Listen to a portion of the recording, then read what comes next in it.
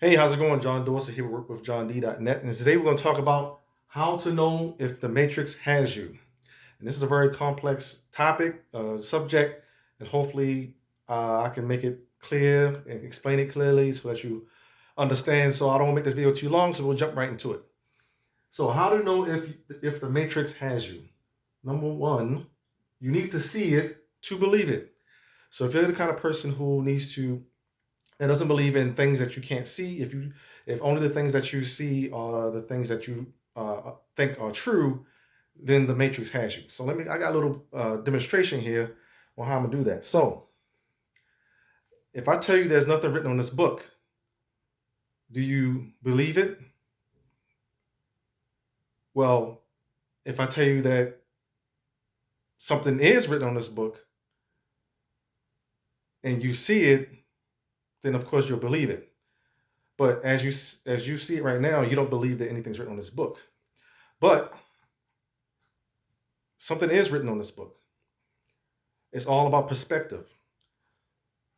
So there's a front side and a back side, and we'll get more into details about that later on in this video. But obviously, just because you can't see something doesn't mean it's not true.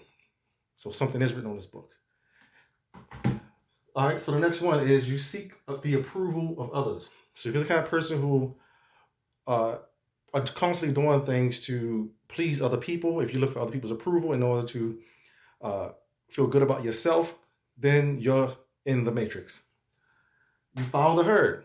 That's pretty much self-explanatory. If you follow what the crowd is doing, if everybody's doing something and you say, "Well, I want to be part of the crowd. I want to follow the crowd. Everybody's doing it, so I might as well do it too," then the matrix has you.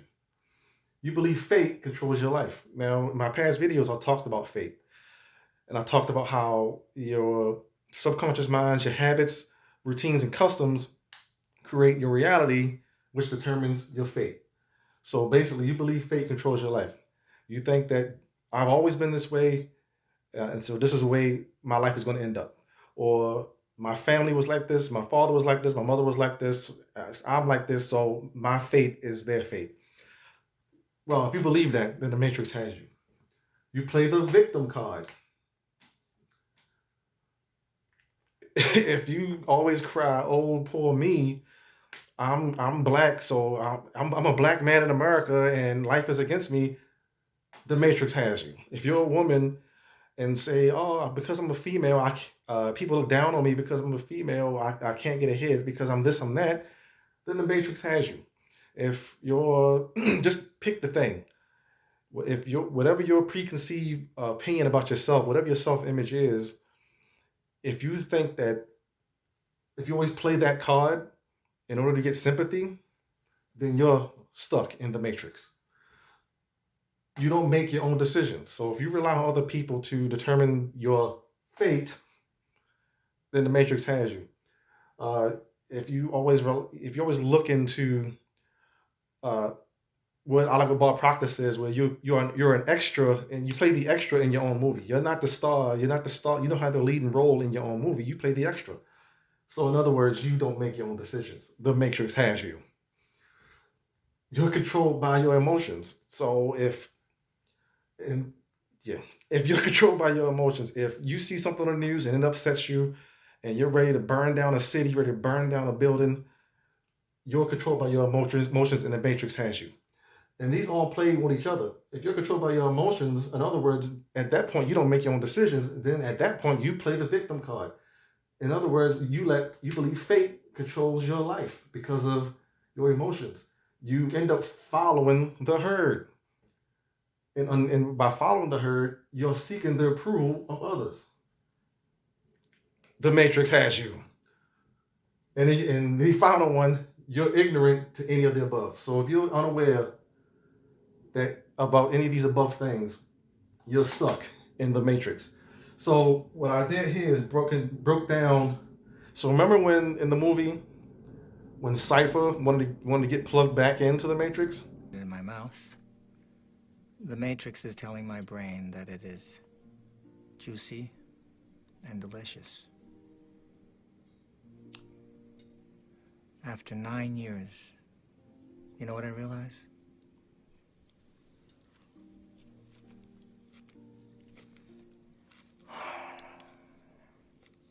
Ignorance is bliss.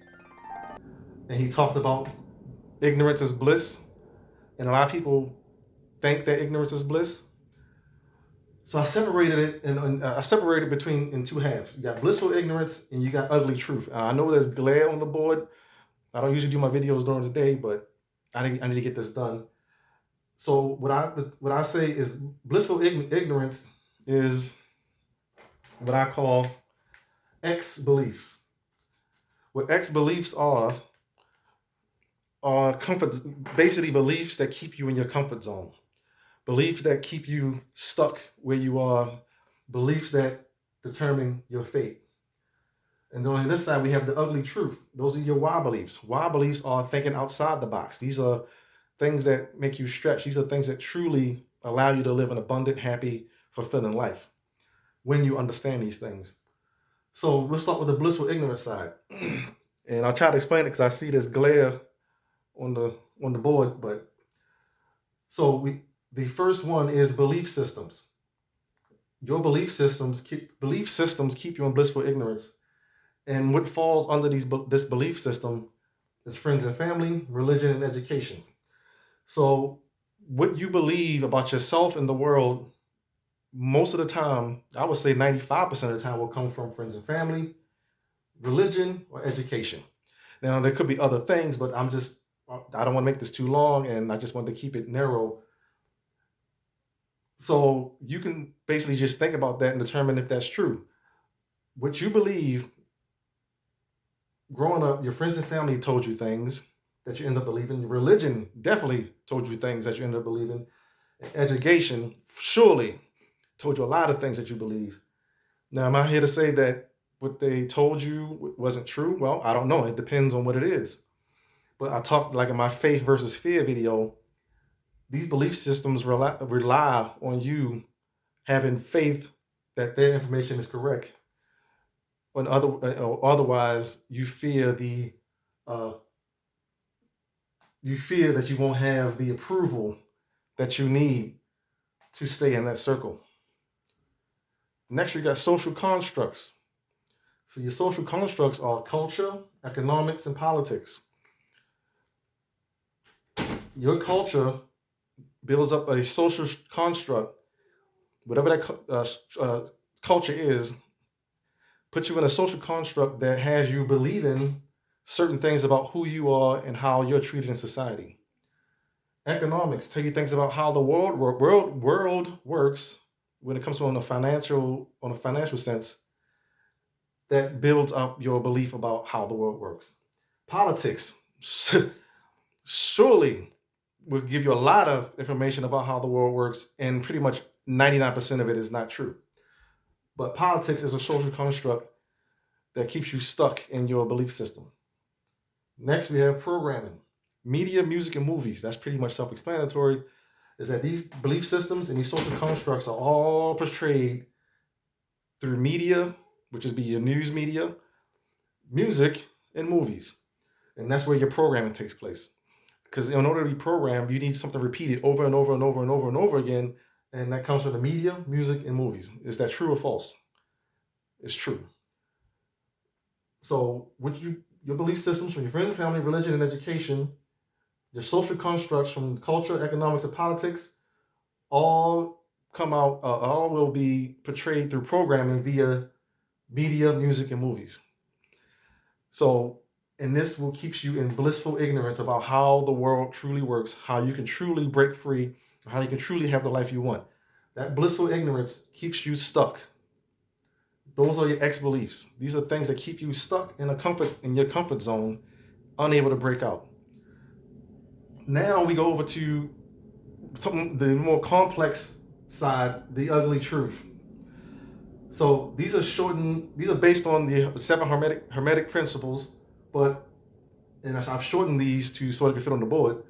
So let's go with the first one. Everything in the universe is mental. So the full saying is the all is mind, the universe is mental. So basically, the whole universe, everything that you believe, everything that's created in your life, it comes from your own thoughts. You say, oh, that's ridiculous.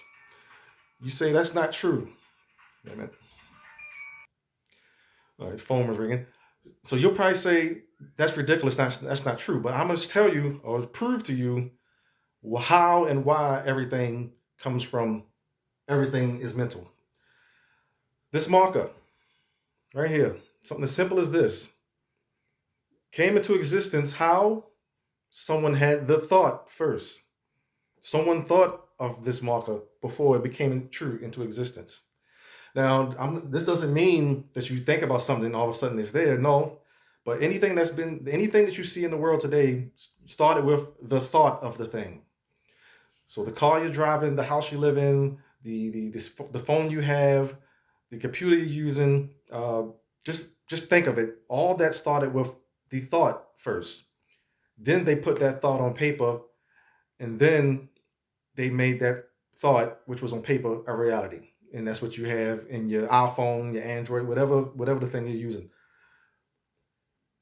Next, as above, so below, as within, so without. I've talked about that in previous videos.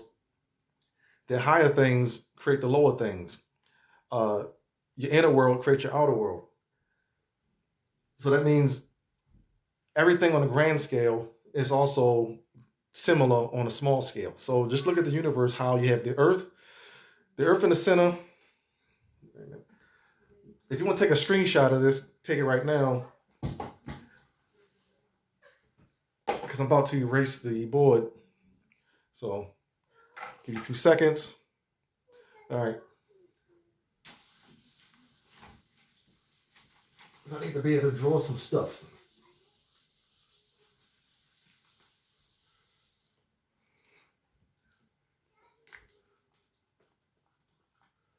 All right, so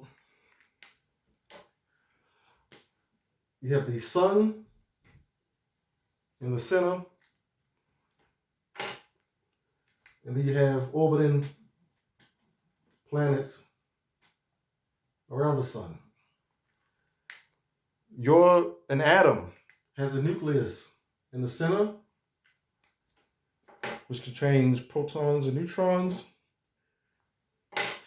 and it's orbited by electrons.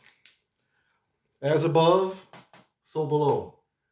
The larger things end up to the smaller things. The smaller things ends up to the larger things. As within, so without. So that's my brief. That's very simplistic. I mean, it's way more complex than that, but that's basically that right there. All right. Everything vibrates. I've talked about that also. How everything has a frequency. Everything moves. Even a dead body or a dead person vibrates. If it didn't vibrate, it would never decompose. It would never break down. It would just stay there in its form. But given long enough time, everything breaks down. But everything vibrates. And I go ahead and draw this because a lot of this other stuff leads to this. And I know you're probably, oh, another sine wave. Well, everything vibrates.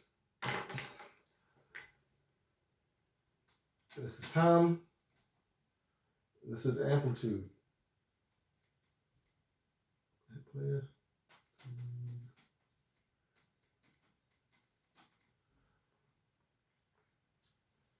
Positive, negative. Okay. So this is frequency. Everything vibrates. This is the vibration. The frequency, depending on the frequency, is the one that vibrates. So you ever been to a party or a crowd or just met someone and it's like, I really vibe with that person? That's because everything vibrates. Y'all on the same frequency. Just like if you, let's say you dropped a rock into a pond, and say you drop rocks at the same time, when the wave that is created when it hits the water, the ripples will actually overlap and keep vibrating. But if you drop those at the same time, if you drop those at different times, the rock into the water, the wave that's created from that cancels each other's out. It cancels each other's out. It disrupts the wave. So if you don't vibe with someone, that's why you don't want to be around that person. If someone has bad energy, because you're not on the same wavelength, which is right here. Okay, opposites are identical in nature, but different in degree. I'll talk about that also. So you have up here, you have positive. Now here you have negative. But the nature of these are the same, but the degree at which they're hitting these points are different. Just like people are identical, I mean, opposites, which are people are opposite in oh my goodness. Different people are identical in nature, but different in degree, as in, let's say the degree represents practice. So people are the same in nature, like we're all the same naturally, but we're different in the things we do.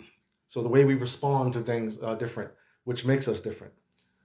Just like you could take a person, like you could take a child who was born in China, bring them to America, and have them grow up in a Hispanic neighborhood where, or even let's say Spain, or even in Mexico, they'll end up growing up speaking perfect Spanish, being basically completely acting like he's Mexican or Spanish or whatever. And that goes for any person. You take a white person, put them in a black neighborhood, black person in a white neighborhood, and they grew up in that environment, they will grow up being just like the people they were around. Okay, so all things rise and fall. So amplitude, all things, what goes up must come down. Uh, the the beginning, the beginning should be the first things, and the beginning should be the last things, and the last things should be the first things. All these thoughts in my head. The beginning should the beginning should be the last things, and the last thing should be the first things. And the first thing shall be the last things, and the last thing shall be the first things. There we go. So everything's a cycle. No matter what one anybody want to tell you, whether it's global warming, whether it's a virus going around, no matter what it is, everything is a cycle. Everything comes and goes. Styles, fashion, haircuts, hairstyles, clothes, uh, patterns, behaviors, music, whatever it is, they come and go. Cause and effect. Did a whole video just on that one subject of cause and effect. Every effect has a cause. Every cause has an effect. So things don't happen just because they happen just. Because people want to think that, that someone was minding their business and then all of a sudden this thing happens. Well, I'm here to tell you that that's not how it works, because these above principles applies to the lower principles. Everything vibrates, opposite identical nature, different by degree, as above so below, as within so without. You are creating your reality every day. The thoughts and the things you pay attention to create more of that thing. What you emotionalize, you realize. So keep that in mind, that nothing happens without first something happening. If you ever seen the pendulum balls, where you have the balls, you drop them, and you drop one, then one ball reacts. Drop two balls react. Three balls react. Drop four balls react. And let's say it's only 6 balls on the pendulum. You drop 5 balls, 5 react. 6 balls, all 6 balls will react. So cause and effect. So the final one, masculine and feminine principles exist in everything. So let's say you have a female here, a male here, upside down. Just so you don't ask me why is he upside down. So this is how it works. Everything has masculine and feminine principles. The female's positive is the male's positive. The female's negative is the male's negative. They need each other to coexist. Just like when you put batteries in a toy, you notice how when you put a battery in, let's say the black, you put the batteries in opposite. It's rare that you ever put a battery in where they are facing the same direction, because energy flows in that manner.